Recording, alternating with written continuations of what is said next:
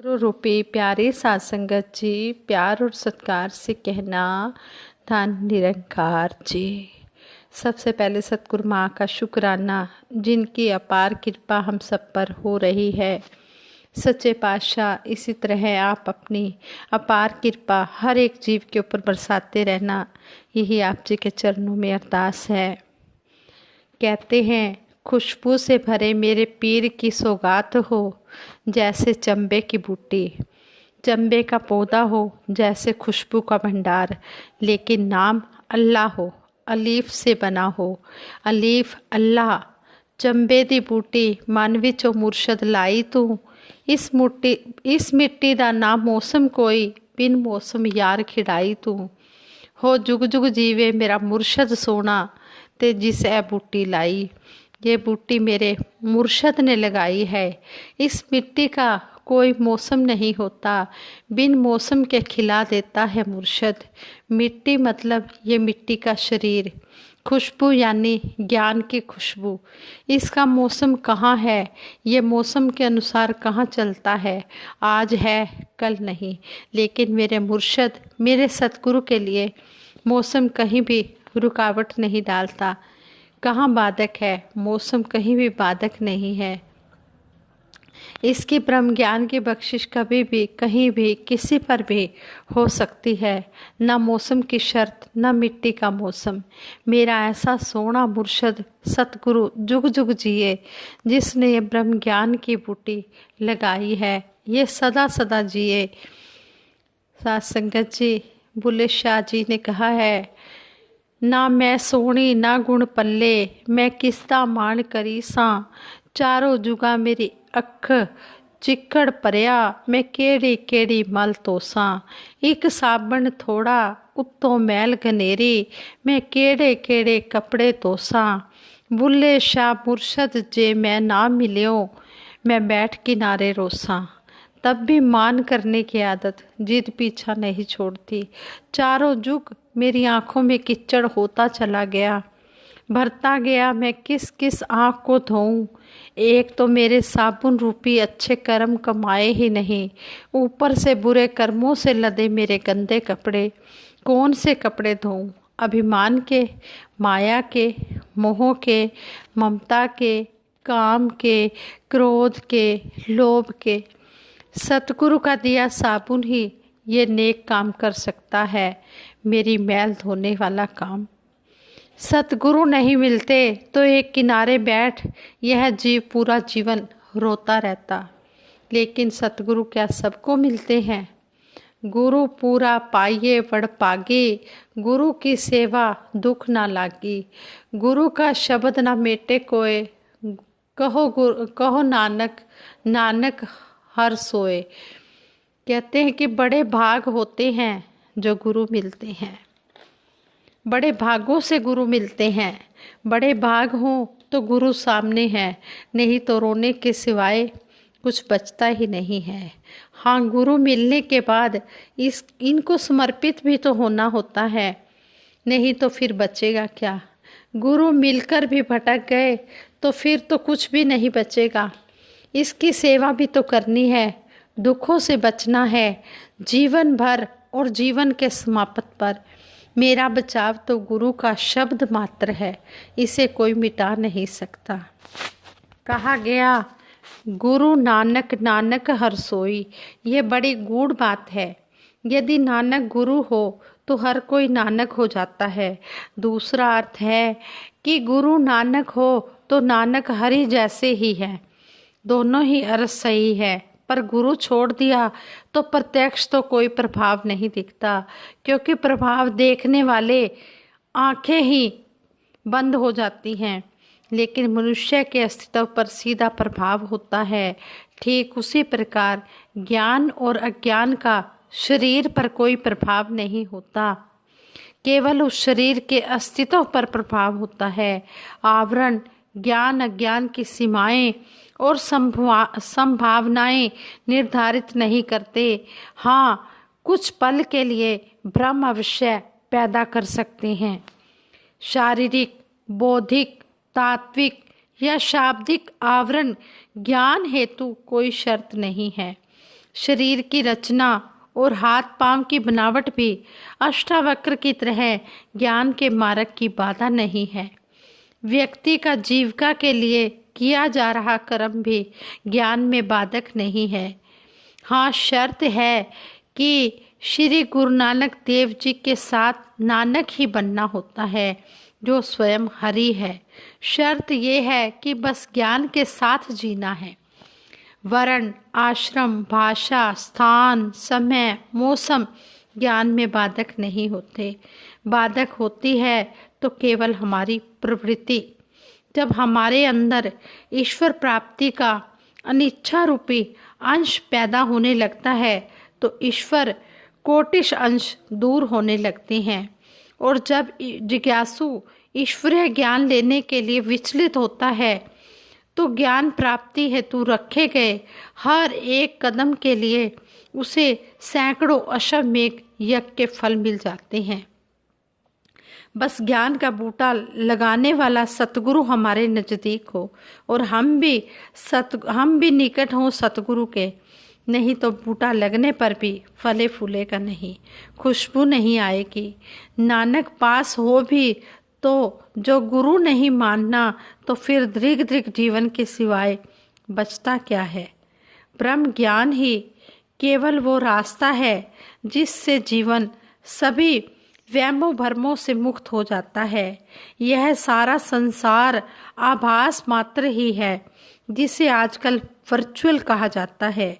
ब्रह्म ज्ञानी केवल ज्ञान पर चलने मात्र से मृत्यु के भय से मुक्त हो जाता है, पापों से मुक्त हो जाता है।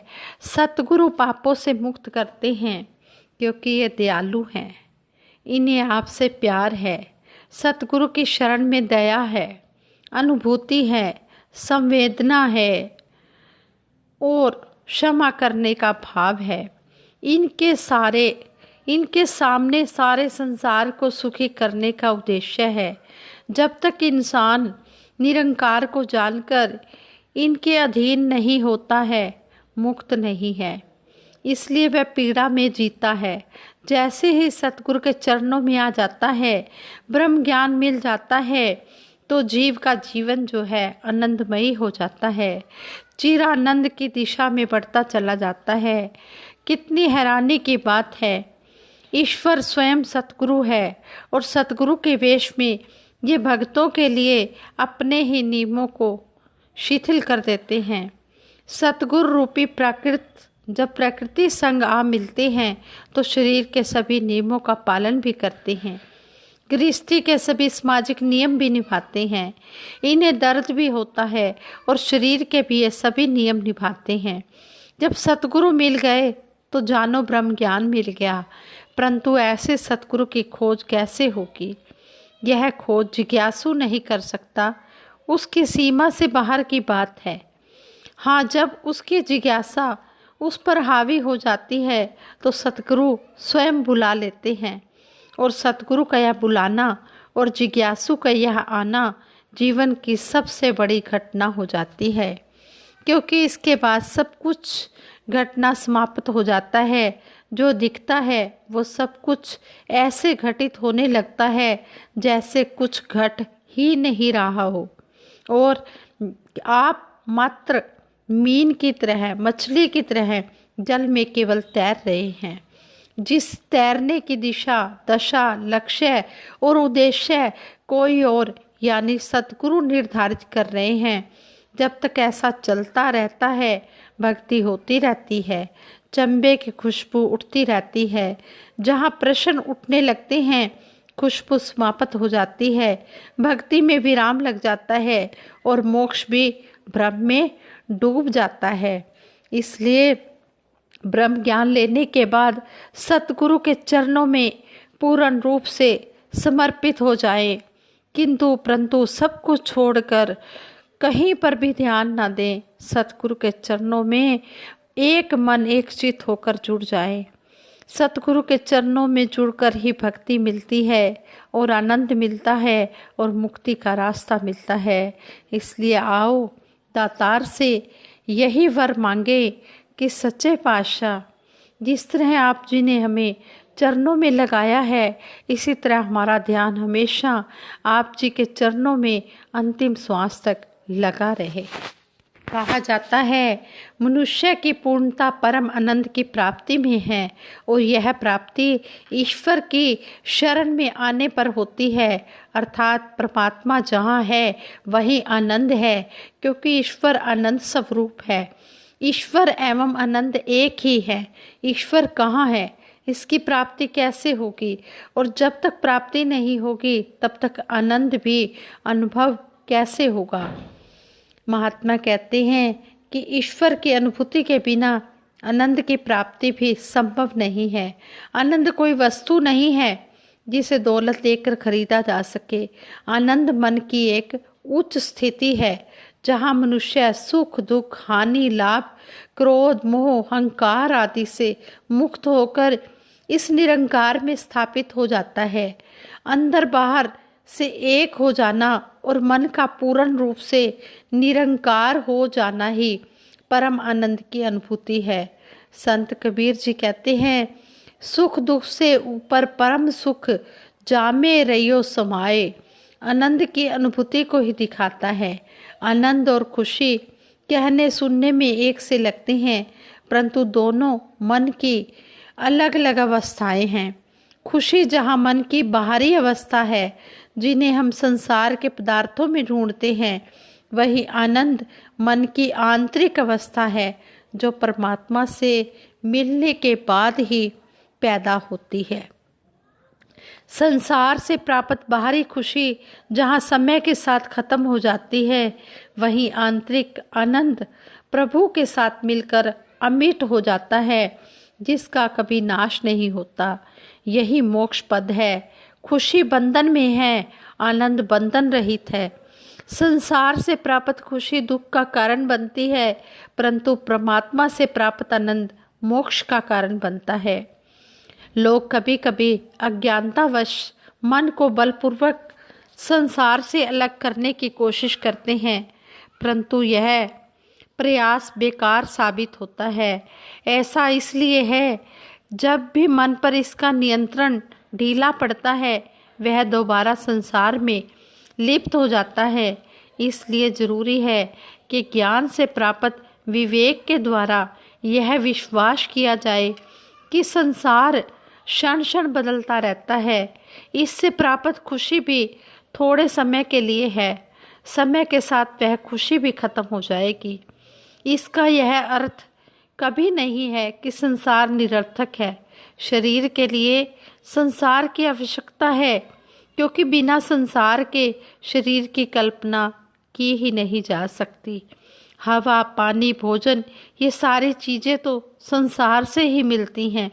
महात्मा कहते हैं कि संसार को अपना ना समझो, यह परमात्मा की रचना है जिस पर सभी जीवों का समान अधिकार है। परमात्मा के बिना संसार में भटकन ही भटकन है, आनंद नहीं है। आनंद सिर्फ प्रभु परमात्मा से जुड़कर संसार के प्रति अपने कर्तव्य पालन करने में है, और उसे भी यह सोचकर कि हम जो भी कर रहे हैं निरंकार की आज्ञा में ही कर रहे हैं। ऐसी सोच इंसान को संसार की आसक्ति से अलग करती है। महात्मा कहते हैं, अगर जीवन में सच्चा आनंद प्राप्त करना है तो मन को निरंकार के ज्ञान से संवार लो। जिस प्रकार सड़क पर गड्ढा आने पर ड्राइवर गाड़ी को बाएं या दाएं मोड़ लेता है और इस प्रकार अपने निश्चित स्थान पर सुरक्षित पहुंच जाता है, उसी प्रकार मन को प्रभु नाम से संवार कर संसार रूपी गड्ढे को अनदेखा करते हुए जीवन की यात्रा को संपन्न करो, ताकि संसार के दुखों से बचा जा सके। जब मन प्रभु नाम से संवरेगा, तब ही हम परमार्थ के रास्ते पर चलते हुए सेवा सिमरन सत्संग कर पाएंगे। इस प्रकार पूर्ण आनंद की प्राप्ति होगी और सारे संसारिक बंधन कटेंगे। यही तो मोक्ष है। शाश्वत आनंद की अवस्था को ही मोक्ष कहते हैं। गुरु माता सुदीक्षा जी महाराज ने एक बार अपने विचारों में हमें समझाया कि निरंकार का एहसास रहे तो हम गलतियां करने से भी बच सकते हैं, क्योंकि निरंकार हर पल की गतिविधि पर नज़र रख रहा है। जैसे एक स्टूडेंट को परीक्षा देते समय, एग्ज़ाम देते समय जब यह पता रहता है कि एग्जामिनर मेरे रूम में घूम रहा है तो वो चीटिंग नहीं कर सकता। अगर हमें लगता है कि निरंकार हमें हर पल देख रहा है तो हमसे भी कम से कम गलतियां हो पाती हैं। सच्चा पातशाह सभी पर कृपा करे और कृपा कर भी रहा है कि नियमित रूप से सेवा, सिमरन, सत्संग मिल रहा है। सबको अपनी पूरी कोशिश करनी है कि अधिक से अधिक सिमरन करें, हर पल करें, जितना ज़्यादा से ज़्यादा संगत कर पाएँ वो भी करें, ताकि अपने कर्मों से हम औरों को भी प्रेरणा दे सकें और खुद भी हम अपने कर्म दिखाकर इस ज्ञान पर चलते चले जाएं और हमेशा हम सजग रहें। जैसे हमें सतगुरु ने परम ज्ञान देकर आनंद की अवस्था बताई है, भक्ति के बारे में बताया है, विश्वास के बारे में बताया है और यही सिखाया है कि हम जो भी सुनते हैं उस पर हमने मनन करना है और उनको अपने कर्मों में भी उजागर करना है। कर्मों के द्वारा हमने अपने जीवन में इम्प्लीमेंट करना है, धारण करना है।